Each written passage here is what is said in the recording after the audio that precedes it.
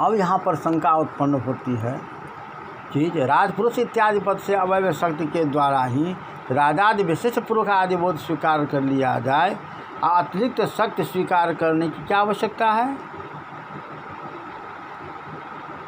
यदि आप कहें कि राजपुरुष इत्यादि में दो अवयव शक्ति की कल्पना की अपेक्षा से एक समान शक्ति स्वीकार करने में लाघव होगा, तो ऐसा नहीं कह सकते हैं, क्योंकि अवयव शक्ति अपूर्व कल्पना की अपेक्षा नहीं रखती है। अवयव शक्ति तो राजा पुरुष इत्यादि वाक्यों से शाब्दबोध की उत्पत्ति के लिए प्रसिद्ध ही है।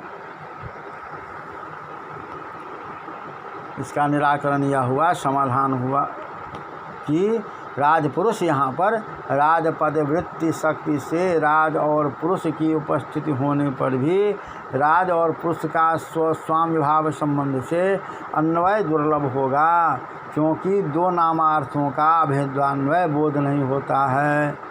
इस व्युत्पत्ति का उल्लंघन हो जाएगा। यदि नामार्थों का अभेदान्वय बोध नहीं स्वीकार किया जाए तो राजा पुरुष इत्यादि में भी स्वस्वामी भाव संबंध से राजपुरुष का भेद संबंध से अन्वय बोध हो जाएगा। ऐसी स्थिति में अवयव शक्ति के प्रसिद्ध होने पर भी अवयव शक्ति के द्वारा स्वस्वामी भाव संबंध से राज विशिष्ट पुरुष इत्याकारक शाब्दबोध नहीं किया जा सकता है। इसलिए व्यवस्था समुदाय में शक्ति स्वीकार करना आवश्यक है। तब जैसे घटत्व विशिष्ट में शक्ति रखने वाला घट पद से घटत्व विशिष्ट उपस्थिति से शाब्दबोध होता है, उसी तरह राज विशिष्ट पुरुष में शक्ति राजपुरुष पद से राज विशिष्ट पुरुष की उपस्थिति द्वारा शाब्दबोध होगा। इसमें नामार्थों के अभेदान्वय नियम का उल्लंघन नहीं होगा, क्योंकि वह नियम विभिन्न उपस्थिति के क्षेत्र में हो सकता है। षष्ठी तत्पुरुषे पूर्वपदे संबंधी लक्षणाम यदुपेयात् तदा शक्ति ग्रहो विग्रहतः कथम। भाषा षष्ठी तत्पुरुष समास में पूर्व पद के संबंधी में लक्षणा स्वीकार करने पर विग्रह वाक्य से शक्ति ग्रह होना कठिन होगा। समास शक्ति दत्तो षष्ठी तत्पुरुषे राजपुरुषादो पूर्वपदस्य स्वत्वादि संबंधेन स्वशक्य संबंधिन लक्षणया राज संबंध भिन्नः पुरुष इत्येव भेदान्वय बोध एवेति नो नामार्था भेदान्वय व्युत्पत्ति विरोध इति तारिका आहुस्तन्नो तथा सति राज्ञः पुरुष इत्यादि वाक्यानां राजपुरुष इत्यादि समास विग्रहत्वं न स्यात्। विषमार्थ बोधकत्वात् समानार्थावबोधक वाक्यस्य विग्रहत्वात् अथ राज संबंधी पुरुष इत्यादि रेव विग्रहो स्थित चेदस्त। किंतु राज्ञा पुरुष इत्यादि वाक्यानां राजपुरुष इत्यादि समासार्थ निर्णायकत्वं न स्यात्।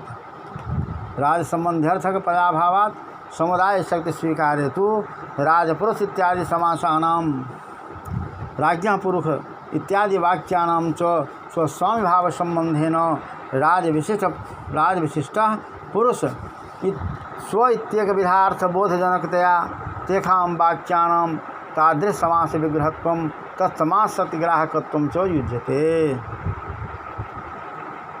शाब्दिके ही पदार्थ विधियोपस्थितस्यापि विभक्त्यर्थस्य संसर्ग विधेया महानाभ्युपगमात् राज्ञा पुरुष इत्यादो खस्त्यर्थस्व स्वामी भावादेह संसर्ग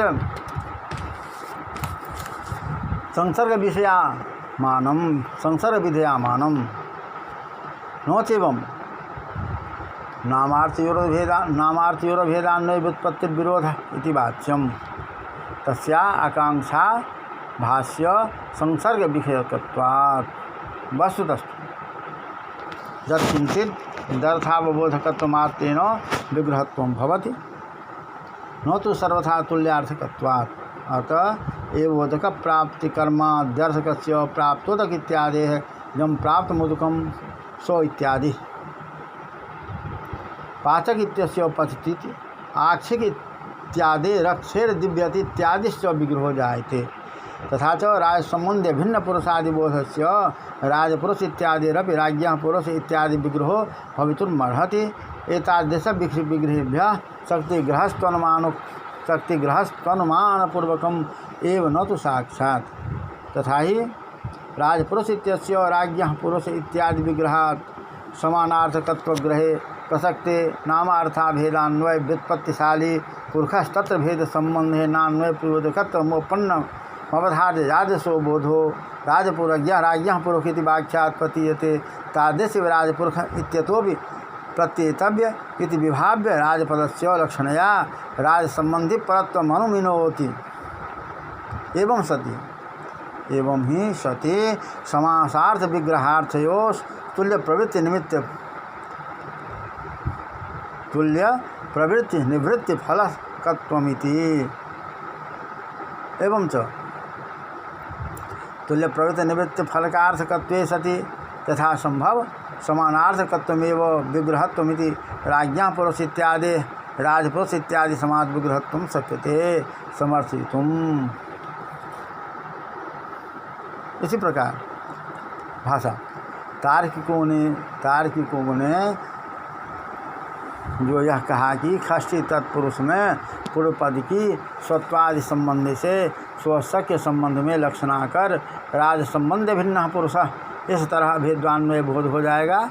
ऐसी स्थिति में नामार्थों के अभेदान्वय नियम का उल्लंघन नहीं होगा, वह ठीक नहीं जचता है। ऐसी दशा में राजपुरुष इत्यादि समास का राज्ञा पुरुष इत्यादि वाक्यों में विग्रहत्व नहीं रहेगा, क्योंकि समान अर्थों का अबोधक वाक्य ही विग्रह कहलाता है। यदि व्यस्त और समस्त वाक्य का अर्थ विषम हो जाए तो व्यस्त वाक्य समस्त का विग्रह नहीं कहला सकता है। यदि आप कहें कि राज संबंधी पुरुष ऐसा ही विग्रह मान लिया जाए, तब एक प्रश्न उठेगा कि राज्ञः पुरुषः इत्यादि वाक्य राजपुरुष इत्यादि समास का अर्थ निर्णायक नहीं हो पाएगा, क्योंकि राज्ञः पुरुषः यह वाक्य राज संबंध्यार्थक पद घटित नहीं है। इसके विपरीत अगर आप समुदाय में शक्ति स्वीकार करते हैं तो राजपुरुष इत्यादि समास तथा राज्ञः पुरुषः इति वाक्य दोनों स्वस्वामी भाव संबंध से राज विशिष्ट पुरुष रूप एक अर्थ के बोधजनक हैं। इसलिए राज्ञः पुरुषः इसमें विग्रह वाक्यत्व उत्पन्न हो जाता है। इसका मतलब हुआ कि समास में अतिरिक्त शक्ति स्वीकार करना आवश्यक है, परंतु वैयाकरण लोग पदार्थ में उपस्थित विभक्त्यर्थ का संसर्ग रूप में मान स्वीकार करते हैं। राज्ञा पुरुषा इत्यादि षष्ठर्थ स्वस्वामी भाव का संसर्ग रूप में भान होता है। यदि आप कहें कि नामार्थों का अभेदान्वय नियम उत्क्रांत होता है, तो मैं आपसे कहूँगा कि यह वह व्युत्पत्ति आकांक्षा भाष्य संसर्ग के विषय में नहीं है। यदि वास्तविक दृष्टि से विचार किया जाए तो समस्त और व्यस्त में कुछ अर्थों के समानता के आधार पर व्यस्त वाक्य में विग्रहत्व माना जाए। सर्वथा समानार्थकताया तो कठिन ही है, इसलिए उदक प्राप्ति कर्माद्यर्थक प्राप्तोदक इस समास वाक्य का प्राप्तम उदकम जस यह वाक्य विग्रह होता है। इसी तरह पाठ का इसका पचत यह विग्रह होता है और आक्ष का इसका अक्षर दिव्यत यह विग्रह होता है। ऐसी स्थिति में राज संबंध भिन्न पुरुष रूप अर्थ का बोधक राजपुरुषः इत्यादि का राज्ञः पुरुषः इत्यादि विग्रह हो सकता है। इस तरह के विग्रहों से शक्ति ग्रह तो अनुमानपूर्वक हो सकता है, न कि साक्षात, क्योंकि राजपुरुषः इसका राज्ञा पुरुषः इत्यादि विग्रह से समानार्थकता का ज्ञान होने पर नामार्थों में अभेदान्वय का नियम पालन करने वाले विद्वान लोग वहाँ पर भेद संबंध से अन्वप्रयोजकता की उपपत्ति सोचकर जिस तरह का पुरुष राज्ञा पुरुष इस वाक्य से प्रतीत होता है, उसी प्रकार का पुरुष राजपुरुष इत्यादि वाक्य से भी प्रतीति योग्य है। ऐसा सोचकर राजपद की लक्षणा द्वारा राज संबंधी परता का अनुमान करता है। ऐसे करने पर ही समासार्थ और विग्रहार्थ में समता आ सकती है। वस्तुतः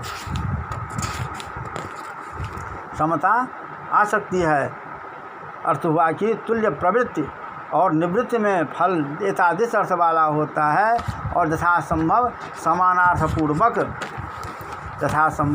समानार्थपूर्वक ही विग्रह है, तब राजपुरुष इसे राजपुरुष इत्यादि समाज का विग्रह वाक्य समर्थित किया जा सकता है। इति।